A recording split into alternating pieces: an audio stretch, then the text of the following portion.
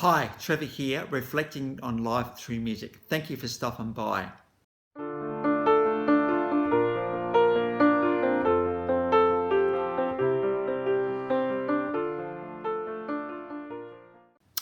Well, it was so good in my last video to reflect on iconic guitarist Gary Moore, and to just look at the way he and his guitar were one, and how he brought us along with some of the most amazing guitar solos ever. So I actually found him encouraging. We're going from there to 1983 in Melbourne.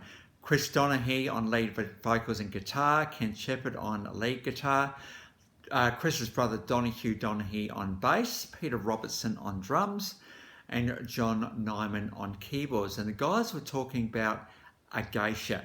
Now, Geisha, according to critics, 1970s glam rock and early 1980s new romantic period. So in that early 1980s, we had bands such as Duran Duran and a few other bands like that were really bringing in, this whole poster pin-up kind of thing. You had to add the hair, the look, the whole thing.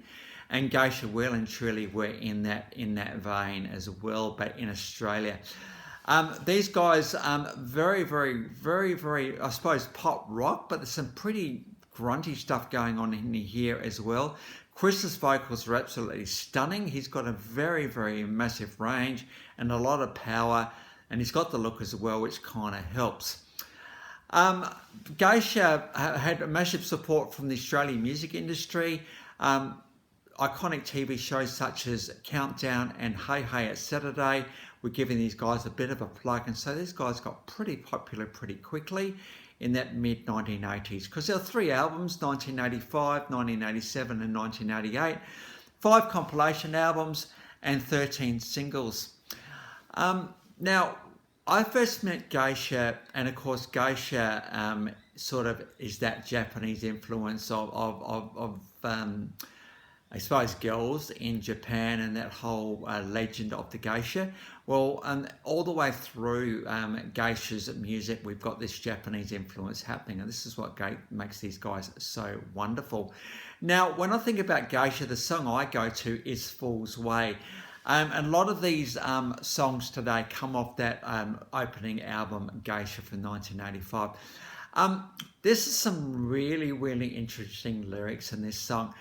It's not about love, it's not about the girl, it's not about getting a girl, it's not about that stuff at all. It's talking about the fool's way, the faded way, and all that sort of stuff.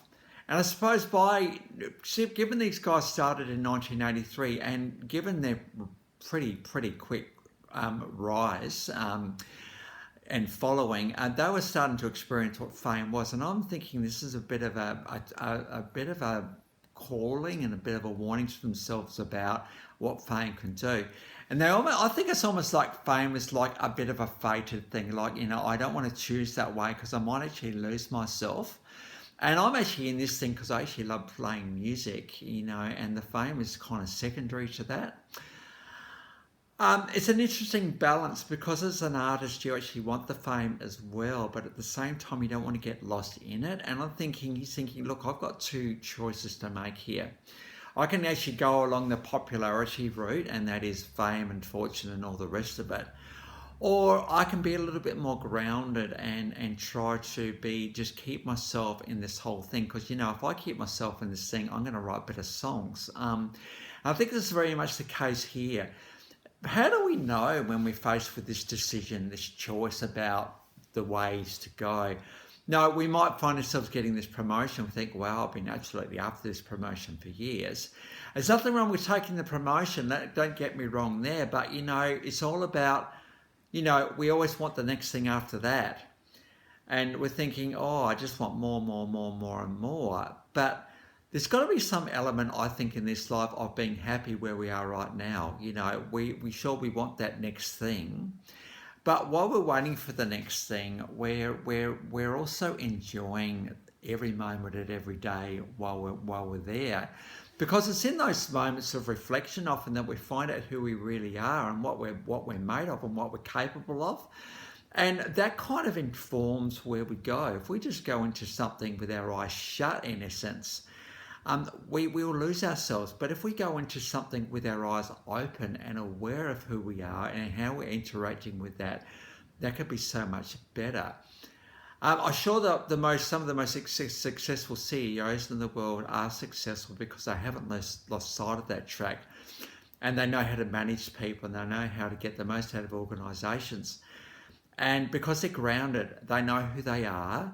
They're enjoying the success, but they're also grounded in the knowledge that, you know, they've got nothing to prove. I think this is very much the case too. If we go into life thinking we're just going to, you know, pretend like it's okay and just go into the next thing, we might lose ourselves and not realise where we are, and maybe even not appreciate where we are as well. And as Geisha would say in Fool's Way, that's the fated way. The better way to do it is to go forward grounded, knowing who we are and never losing sight of who we are. Think of that movie Inception. You know that movie where there's like a dream within a dream within a dream, and then there was another dream within all those dreams where they weren't meant to go. The thing that they had in that movie was this spinning top. And at the spinning top was the sign to themselves that they were actually in the real world. And I think there's some element of having some kind of marker in this world that we find ourselves getting successful. Well, what can we do to keep ourselves grounded? Can we come back to that we know where we are right now and think, right, this is where I know where I am here. I know where I'm grounded. What markers can we put there when perhaps things start to get a little bit more successful? I'm sure most of the successful artists in the world, they all go through the time where they, you know, they may lose themselves, but then they come back to themselves eventually and they become better artists. So good on you, Chris, who I reckon wrote the lyrics to this song, for raising this and bringing this to our attention, certainly in the early 1980s. Well, let's get on to the clips. So we do have to have Fool's Way. We've got the official, you know, boy band image kind of clip. And then we've got this beautiful acoustic version of it as well, a live version. And you know what? This really brings out Chris's vocals really, really well. And it's great to have an acoustic version of Fool's Way. That was the first single off that Geisha album. The second single was Rainy Day. Very much, I suppose, feeling like a bit of a breakup song. And yeah, but acknowledging the fact that these days are rainy. It's like, you know, there we have the bright sunshining days, but then we have the rainy days. And so that was the second single. The third single, Kabuki. This is a TV version from that iconic Hey Hey It's Saturday show. Kabuki sounds a bit Japanese to me. And so we've got a bit of a live TV version there from 1985. And then in 1986, probably their highest charting single, Part-Time Love Affair. This wasn't put on an album. This was just released as a single. And so we've got a 1986 version of that one. Again, TV version of that one for you. And then we've got from 1987, from the Midnight to Dawn album, a live version of Calling Your Name. This is a pretty amazing song from Geisha as well. These guys really knew how to write songs and knew how to write hit songs and knew how to get those songs out into the public arena. And so Geisha kind of captured and hit the ground running when they were around. So the links to those 1, 2, 3, 4, 5, 6 clips are in the description below. We seem to have around the 5, 6 each time these days. And my video from Gary Moore, if you want to recap on him from there, is there. Even Gary was pretty big in the 80s as well, but we're talking, you know, heavy shredding guitar, even though there was a bit of shredding guitar happening in Geisha as well, to this more pop genre that is Geisha. If you want to recap on him, he's there for you as well. Well, we are moving our way through G now, which is pretty cool.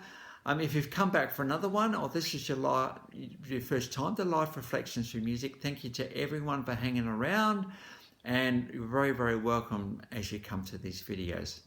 Well, that's it for today. Next time, we're going to get onto the iconic screen dance legend, Gene Kelly. So until then, I'll catch you around. Bye for now.